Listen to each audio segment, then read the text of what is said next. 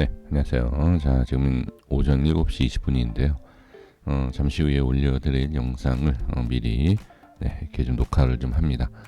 좀 전에 이제 올려드렸습니다. 근데 알림이 없어서 확인이 안 되신 것 같은데, 자, 네 가지 좀 샌드박스 들어온 퀀텀 플레이 앱에 대해서 말씀을 드려봤습니다. 한번 시간 되실 때 확인해 주시면 좋을 것 같고요. 이 시간에는 제가 이제 영상에서 말씀드렸었던 코인 종목 중에 이더리움 클래식과 플로어 이 두 종목의 흐름이 지금 상당히 좀 아쉬움이 있다라고 좀 말씀을 해주셔서 한번 확인을 해보도록 하겠습니다. 일단은 지금 어느 정도 이제 시장에 대한 조정이 잠시 나오고 나서 흐름이 약간 꺾인 부분이 있긴 합니다. 그러한 내용 같이 한번 볼게요. 자, 말씀드려보도록 하겠습니다. 자, 먼저 이더리움 클래식을 보시면서 말씀드려 볼게요. 지금 이 위치에 대해서 이제 말씀을 드렸죠. 이 위에 이 윗꼬리를 만들지 말고 여기 이렇게 상승했을 때 이제 기회가 올 수 있다. 이제 상승에 대한 추가 상승에 대한 기회에 대해서 좀 말씀드렸었는데 좀 아쉽게도 저항 마지막 선에 대한 마지막 상승을 하지 못하고 안착하지 못하고 이렇게 하락하는 모습을 볼 수가 있습니다. 자, 이 내용으로 봤을 때는 상당히 저항에 대한 부분이 강하다라는 것을 볼 수 있는데 이것을 부정적으로도 볼 수 있고 긍정적으로도 볼 수 있어요. 일단 긍정적으로 볼 수 있다는 것은 확인이 됐다는 겁니다. 이 위치에 대해서 저항이 강하다라는 것을 분명히 확인할 수 있고 반대로 이제 아쉬움이 있다라는 것은 이 강하다라고 생각하는 이 저항이 돌파를 하지 못하고 저항이 생기고 좀 밀리고 있다라는 부분에 있어서 분명히 아쉬움이 있습니다. 하지만 모든 우리가 분석을 하고 매매할 때에 가장 중요한 것은 흐름에 대해서 알 수 있다라는 거죠. 그리고 그 위치에 따라서 그 위치가 어떠한지를 우리가 알 수 있다라는 것이 저는 가장 중요하다 이렇게 좀 말씀을 드릴 수가 있습니다.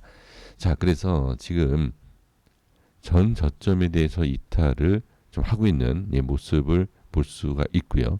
그리고 윗꼬리, 윗꼬리와 음봉과 그 다음에 작은 양봉이죠.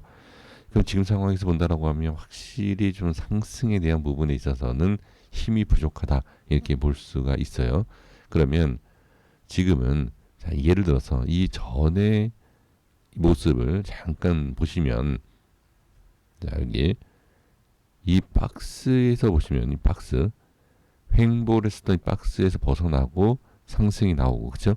그리고 이 박스에서 지금 저항이 그러니까 윗골이 상승 돌파 안착 실패 이후 저항이 생기고 음봉 빠지고 지금 어떻게 다시 양봉이 나오지만 이렇게 이어서 보면 어떤 모습이죠?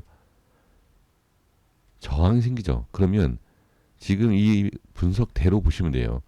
저항이 생기고 음봉 그리고 앞에 횡보했던 박스에 대해서 저항이 생기고 있다. 그럼 이렇게 올라와 주기만 하고 그리고 올라오고 이 위에서 더 이상 밀리지 않는다. 그러면 여기에서 횡보만 해주면 돼요. 횡보를 해주면 이 저항에 대한 부분을 돌파할 수 있는 기회를 만들 수 있다. 이렇게 그냥 보시는 겁니다. 근데 이게 여기에서 중요한 것은 이 위치를 돌파를 하지 못하고 횡보를 하지 못한다. 돌파와 횡보를 하지 못한다라는 것은 좀 이렇게 밀릴 수 있다는 얘기죠. 그러면 밀릴 수 있다라고 본다라고 하면 다음의 흐름을 이렇게 이만큼의 모습을 어떻게 그대로 빠진 상황입니다. 이렇게 어느 정도 그러면 이런 식으로 한번 더 봐야 되겠죠. 그러면 여유 있게 좀 보실 필요가 있어요. 지금 그래서 상승에 대한 아쉬움, 그러니까 상승하지 못하는 것의 아쉬움은 있지만 지금 크게 밀리지 않고 이 흐름을 지켜주면서 어떻게 추가 엄청난 하락만 나오지 않고 지금 일단 여기 자리를 잡아주는 게 좋다. 당연한 얘기인데 왜 이 내용을 말씀드리냐면 이 전에도 그랬지만 지금 엄청난 저항이 있어요. 이 저항을 뚫고 올라가지 못한다 하더라도 이 저항에 누르는 것을 어떻게 이겨내고 자리를 지키는 것이 가장 중요하다. 그래서 좀 전에도 말씀드렸던 것이 뭐냐면 여기에서도 엄청난 저항이 있었어요. 그렇죠? 엄청난 저항이 있었는데 이 상승을 약간 가짜 상승으로 봐야 될 것은 뭐죠? 알트코인의 상승의 물량이 어떻게 빠져서 메이저로 왔을 때 잠깐 임시적인 상승이다. 이렇게 볼 수가 있다는 거죠. 그러면 지금은 이 상승을 빼고 본다라고 했을 때 일단은 횡보를 해주는 누르는 힘과 저항이 상당히 강했었던 이 전의 모습에서 횡보를 해줬었던 모습이 중요하다라는 거죠. 그래서 지금도 마찬가지로 누르는 힘과 저항이 강한 상태에서 이렇게 밀려야 돼요. 근데 밀리지 않고 일단 횡보로 버텨주는 것만 해도 저는 상당히 강하다라고 볼 수 있습니다. 그래서 지금은 조금 더 지켜보실 필요가 있고 그리고 밀리지 않는다. 조금씩 밀리는 건 괜찮은데 너무 과하게 밀리지 않는 모습만 해도 저는 긍정적으로 볼 수 있다. 이렇게 좀 말씀을 드려봅니다. 자, 플로우 보겠습니다. 자, 플로우도 지금 보시면 상승 눌림 그리고 저항 자 이런 거예요. 이렇게 저항이 강하면 상승 실패 이후에 이렇게 한 번 더 강하게 밀리는 이런 모습을 볼 수가 있습니다. 자 그러면 플로우는 지금 이전에도 말씀을 드렸었던 흐름 그러니까 내용이 뭐였죠? 1차 매수 자 반등 눌리고 다음에 2차 매수 반등 그쵸? 이 위치가 1차 매수이다. 그러니까 바닥권에서 매수할 수 있는 위치 기회가 1차 매수 기회는 이 라인 2차 매수는 여기 하도 많은 말씀을 드려서 이제 아실 겁니다. 그럼 지금은 어디죠? 잘 보시면 1차 매수와 2차 매수의 딱 중간에 있죠. 이게 왜 중요하냐. 제가 이 기준 라인을 가지고서는 이만큼 올라가면 이만큼 빠질 수 있다. 뭐 이런 내용을 말씀드리고 있지 않습니까? 그러면 지금 상황에서 본다라고 했을 때 1차 매수와 2차 매수에 대한 중간. 그러면 이 1차 매수에서 올라가고 2차 매수에서 올라갔잖아요. 자, 그럼 제가 여기서 뭘 말씀을 드리려는 거냐? 1차 매수와 2차 매수의 하락, 이 구간, 그리고 1차 매수를 돌파하는 상승. 아주 똑같지는 않지만 비슷한 폭을 보여주고 있다는 거죠. 이게 바로 어떤 내용이냐면 매수와 그 다음에 매도에 대한 그 뭐라 그럴까요? 그러니까 차익 실현을 할 수 있는 것과 그 다음에 본전 이상에 대한 매도, 즉 1차, 2차 매수한 사람들의 익절을 넉넉하게 줄 수 있는 위치는 이만큼의 위치다라는 것을 볼 수가 있어요.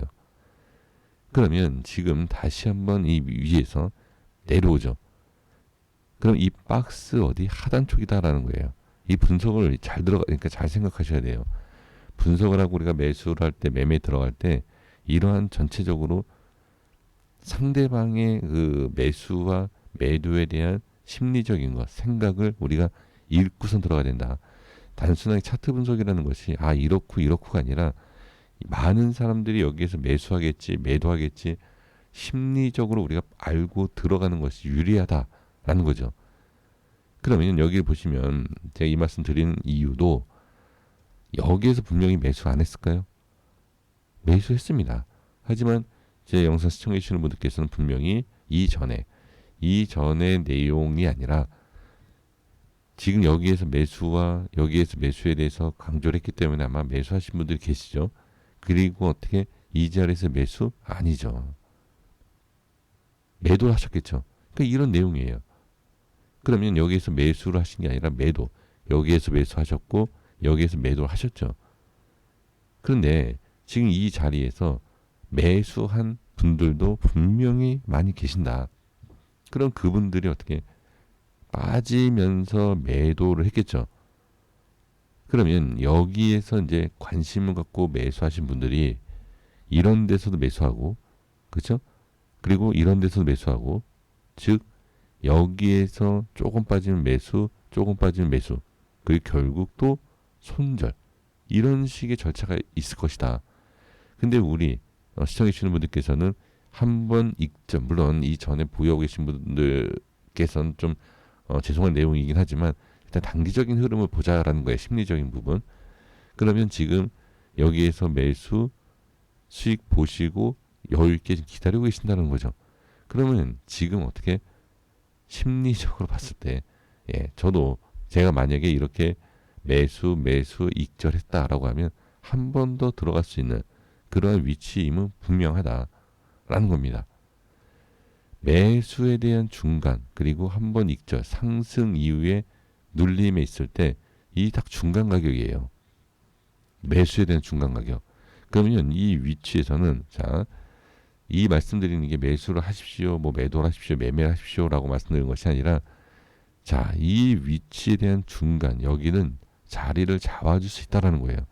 그냥 매매를 하십시오라고 말씀을 드리는 것이 아니라 한번 지켜보시면 돼요. 이 위치에 대해서, 자, 이제 박스를 제가 그려볼게요.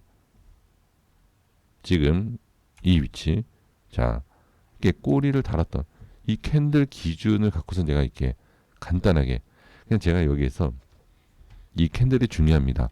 이 캔들 보십시오. 그리고 설명을 딱 끝내요. 그러면 여기에 이제 기준이 어떠한 기준이냐. 그러니까 여기에서 지지받고 올라가네. 밀리니까 많이 밀리네. 이건 좀 설명에 대한 의미가 없잖아요. 제가 이제 느리게 천천히 길게 말씀드린 이유는 지금 흐름에 대해서, 그리고 심리적인 이 투자자들에 대한 것을 말씀을 드려보는 것인데, 지금 여기에 대한 기준이 중요하다. 아주 그냥 요점만 원하시는 분들이 있어요. 아니 매수가 얼마야, 뭐 매도가 얼마야. 이런 분들은, 자, 이게 중요합니다. 딱 1초 안에 끝내길 원합니다.